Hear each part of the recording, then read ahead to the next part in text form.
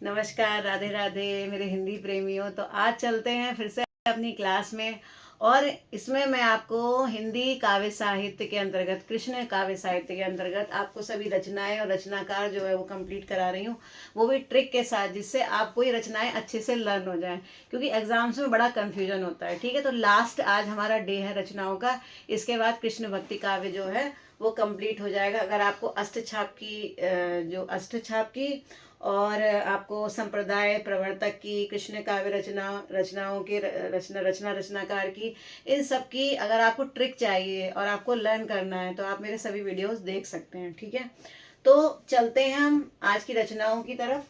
तो हमारी जो है अभी तक 72 रचनाएं मैंने करवा दी थी। ठीक है, अब कुछ और बची हैं लास्ट, वो भी कंप्लीट करवा देती हूँ, सारी रचनाएं हो जाएंगी और हर लेवल की रचनाएं हो जाएंगी। चाहे आप टीजीटी दीजिए, चाहे आप पीजीटी दीजिए या नेट दीजिए। ठीक है, तीनों में जो रचनाएं आती हैं, इससे आगे बाहर कुछ नहीं आने वाला है। ठीक है, तो चलते हैं। तो हमने पिछली क्लास में ये वाली सभी रचनाएं कर ली थी, अब हमारी ये बचती हैं। ठीक है, तो इनको भी मैं आज कंप्लीट करवा देती हूँ। ठीक है, तो अब जो हमारी रचना है अगली, वो है भाव प्रकाश। ठीक है, हमारी जो अगली रचना है वो क्या है? भाव प्रकाश।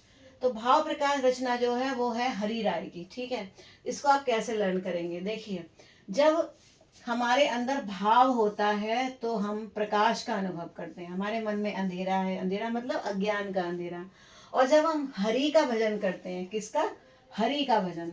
जब हम हरि का भजन करते हैं और अपने हरि से यानी अपने भगवान से हर चीज की राय लेते हैं ना, जब तक हम परेशान रहते हैं, हाय मैं क्या करूं क्या करूं क्या करूं, तब तक हमारे अंदर प्रकाश वाली स्थिति नहीं आती है। लेकिन जब हम अपने हरि से राय लेने लगते हैं, अपने भगवान से राय लेने लगते हैं और उन पर सब कुछ छोड़ देते हैं, तो हमारे जीवन में क्या आ जाता है? प्रकाश आ जाता है। ठीक है, जब हमारा भाव हरि की राय लेने वाला बन जाता है तो हमारे जीवन में प्रकाश आ जाता है। तो हरि की राय लेंगे तो क्या आएगा? भाव आएगा, और भाव से क्या आएगा? प्रकाश आएगा। इस तरह से आप कनेक्ट करके इसको लर्न कर सकते हैं। ठीक है, तो आपको समझ में आ रहा है ना? मतलब मेरे को तो ऐसा लगता है, मैंने तो सारी ट्रिक ऐसे ही लर्न कर रखी है, इसीलिए मेरे को याद रहता है। और जितने भी मेरे स्टूडेंट्स हैं सबको मैं ऐसे ही पढ़ाती हूँ। ठीक है, अब आगे चलते हैं। फिर आता है नेह मंजरी लीला। ठीक है, नेह मंजरी लीला जो है वो रचना है ध्रुवदास की। ठीक है, तो ध्रुवदास की मैंने और भी कई रचनाएं आपको करवा रखी है। तो देखिए, नेह मंजरी और रति मंजरी, ये दोनों लगभग एक ही जैसी रचनाएं हैं और दोनों ही ध्रुवदास की हैं। तो इसकी ट्रिक जो है मैंने सिंपल सी बना रखी है, आप ऐसे लर्न कर लीजिए। एक फनी सी ट्रिक है, कोई इसमें कोई सच्चाई नहीं है, सिर्फ याद करने के लिए लर्न कर लीजिए कि जो ध्रुव थे उनकी दो पत्नियां थी। ठीक है, एक का नाम था रति और एक का नाम था नेहा। ठीक है, बस ऐसे याद कर लीजिए। जैसे ही रति मंजरी लीला या नेह मंजरी लीला आएगा तो आपको एकदम ध्रुवदास याद आ जाएंगे। बस आप इतना याद कर लीजिए कि ध्रुवदास की दो पत्नियां थी, रति और नेहा, जिन पर उन्होंने काव्य लिखा था। बस इतना लर्न कर लीजिए, एकदम आपको याद आ जाएगा। ठीक है भाई, जो स्नेह रखती है, जब स्नेह होता है तभी रति उत्पन्न होती है पति पत्नी के बीच में, है ना, तभी रति वाला भाव उत्पन्न होता है। तो ये दो पत्नियों के नाम है ध्रुवदास की। तो यहाँ से आपको लर्न हो जाएगा। उसके बाद आता है ध्रुव चरित्र खंड काव्य। ठीक है, देखिए ये थोड़ा कंफ्यूजिंग है, इसमें ज्यादातर बच्चे गड़बड़ कराते हैं एग्जाम में। एक ध्रुव चरित्र जो है, ये मैं पहले भी करा चुकी हूँ आपको पिछले वीडियोस में। अगर ध्रुव चरित्र आता है तो वो परमानंद दास का, इसकी ट्रिक भी मैं आपको बता चुकी हूँ। ठीक है, लेकिन अगर ध्रुव चरित्र खंड काव्य आता है, ध्रुव चरित्र खंड काव्य, तो वो किसका है? वो नरोत्तम दास का है। ठीक है, समझ में आ गया? देखिए, ध्रुव जो थे वो महान राजा थे, महान भक्त थे भगवान के।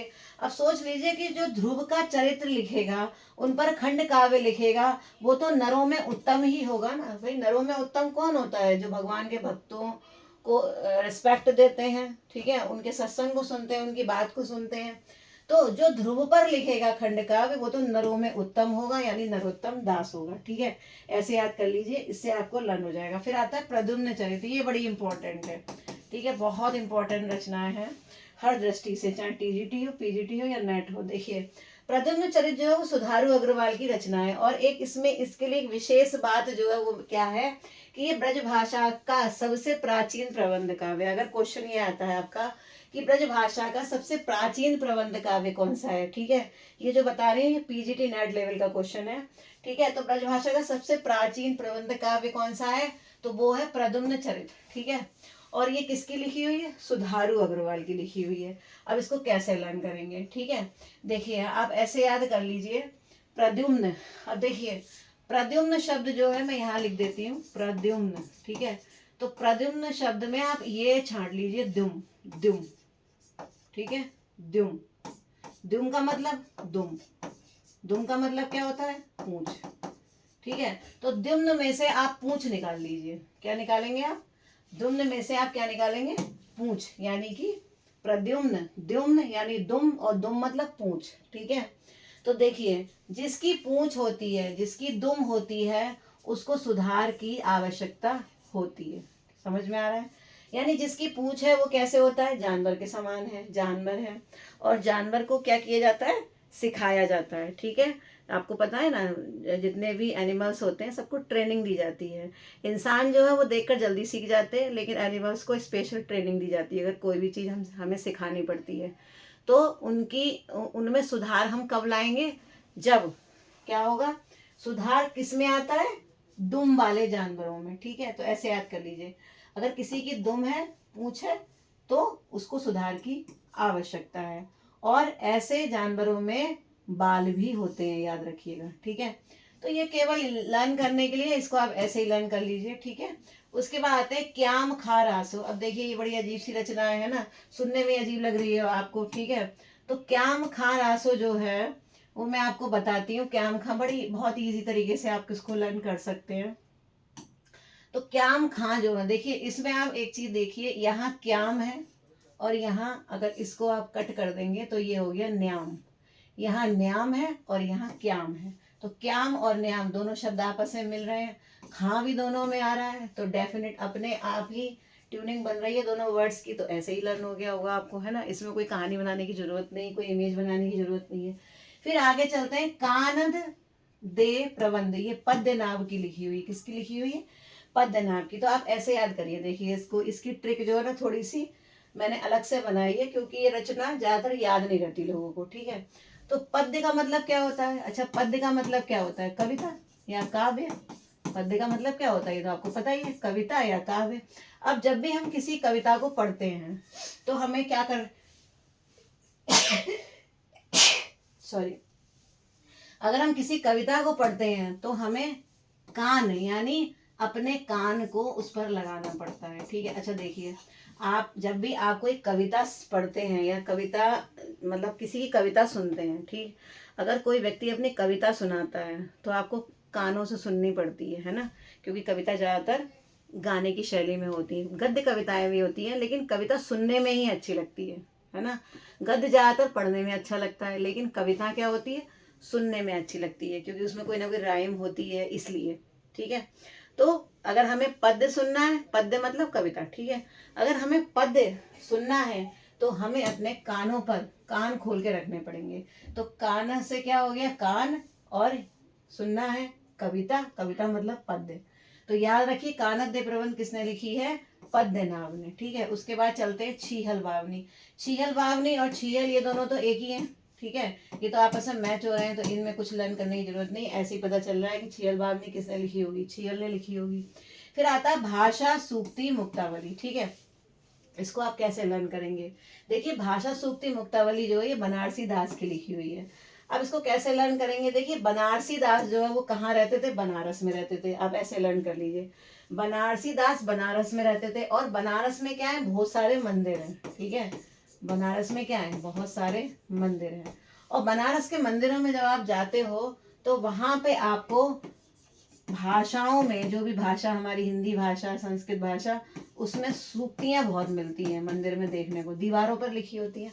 आप देखिए बनारस के मंदिरों में जाइए तो आपको दीवारों पर अलग अलग सूक्तियाँ संस्कृत में, हिंदी में लिखी हुई मिलेंगी। तो बनारसी दास बनारस के मंदिर में रहते हैं और उन मंदिरों में क्या लिखती हैं? लिखी हुई हैं भाषा सूक्ति लिखी हुई है। सूक्ति मतलब क्योट्स, यानी कोटेशंस, कोई दोहे, चौपाई, अच्छे अच्छे संस्कृत के श्लोक, क्योट्स, ये सारे जो है हम बनारस के मंदिरों में हमें मिलते हैं। तो भाषा सूक्ति हमें किससे मिलती है? बनारस के मंदिर है। बनारस के मंदिर में कौन जाता है? बनारसी दास जाते हैं। ऐसे आप लर्न कर लीजिए तो आपको एकदम कनेक्शन बन जाएगा, ठीक है। उसके बाद आता है आदिवाणी, ठीक है। आदिवाणी और गीत गोविंद भाषा। देखिए, अगर गीत गोविंद आपसे पूछी जाती तो गीत गोविंद तो जयदेव की लिखी हुई है, सभी को पता है, संस्कृत में लिखी हुई है, ठीक है। शुद्ध कमला कुछ कुंडल, बहुत अच्छी रचनाएं हैं।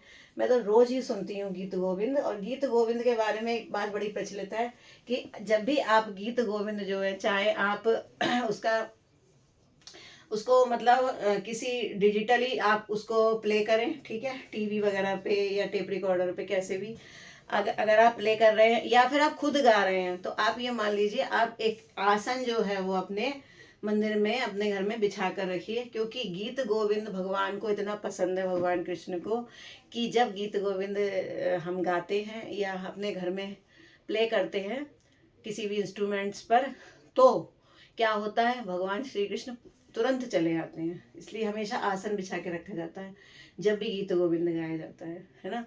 तो गीत गोविंद बड़ी अच्छी, बहुत मतलब बहुत अच्छा लगता है, कभी आप सुनकर देखिए जिन्होंने नहीं सुना हो। तो गीत गोविंद अगर आ जाए तो वो जयदेव की लिखी हुई है, लेकिन अगर आ जाए आदिवाणी और गीत गोविंद भाषा, ये दो रचनाएं, तो ये राम राय की लिखी हुई है। अब इसको आप लर्न कैसे करेंगे मैं बताती हूँ।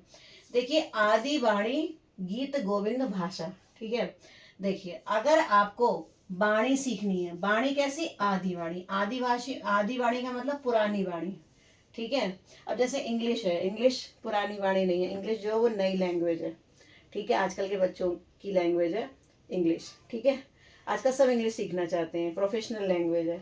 लेकिन अगर आपको आदिवाणी सीखनी है, संस्कृत सीखनी, हिंदी सीखनी है, ठीक है, तो आपको क्या करना पड़ेगा, आपको क्या, या फिर आपको गीत गोविंद की भाषा सीखनी है, मतलब गोविंद के गोविंद का जो काव्य है वो या फिर आदि काव्य है उसकी बाणी सीखनी है, तो आपको क्या करना पड़ेगा, राम की राय लेनी पड़ेगी।